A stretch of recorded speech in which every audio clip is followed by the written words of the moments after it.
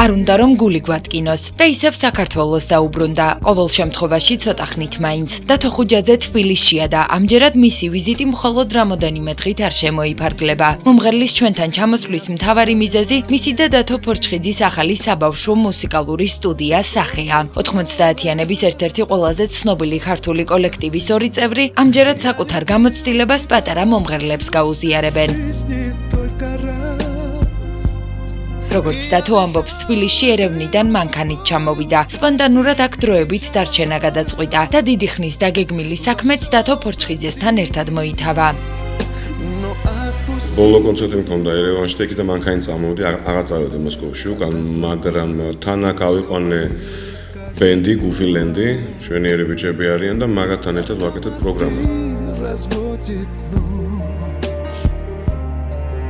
თბილისში უკვე კოლექტივით შეარჩია. დათო გუფილენდთან მუშაობს და ბიჭებთან ერთად თბილისურ პროგრამასაც აკეთებს. მისი ყოველი ვიზიტი მედიის ორთაბრძოლის საგანი ხდება. ცოტა ხნის წინ მომღერალი ერთ-ერთ შოუში გამოჩნდა. შემსრულებელი ხომ ყველა გადაცემაში სასურველი სტუმარია. თუმცა როგორც თავად ამბობს, ორ ვარსკვლავში გამოჩენა სპონტანური იყო.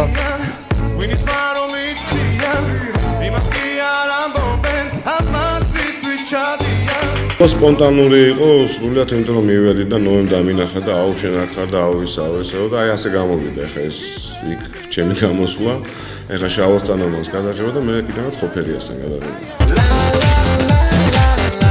მიუხედავად იმისა, რომ კარგახნით მიგვივიწყა და მხოლოდ მცირეხნიანი ვიზიტებით შემოიფარგლებოდა, რუსეთში ყოველთვის ქართული სიმღერის პოპულარიზაციას ეწეოდა. ამჯერად მისი ორი სიმღერა რუსულ რადიოზე ტრიალებს, მაგრამ როგორც ამბობს, პოპ სცენაზე ქართულენოვანი ნამუშევრების შეტანა რთულია.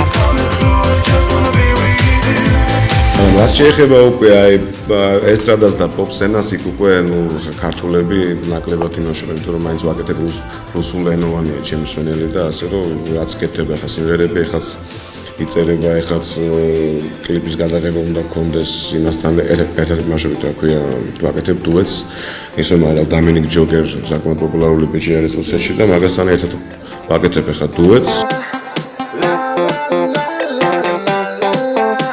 უკვე დიდი ხნის ამბავია, რომ დათო მეუღლეს დაშორდა. მომღერლის და ნათია ონიანის ურთიერთობა სწორედ მაშინ დასრულდა, როდესაც დათო რუსეთში ცხოვრობდა. შემსრულებელს ქალიშვილი მელანო ჰყავს. ამჯერად პირად ცხოვრებაზე ბევრს არ საუბრობს, მაგრამ ამბობს, რომ დინებას მიჰყვება და თუ სასურველი ქალბატონი გამოჩნდა, უკან არ დაიხევს. არა, ვაკანტური არაფერი არის. ცხოვრება მიდის თავის გზით, თუ გამოჩნდება მშვენიერ ქალბატონი მე ზამოხალები ვიქნები.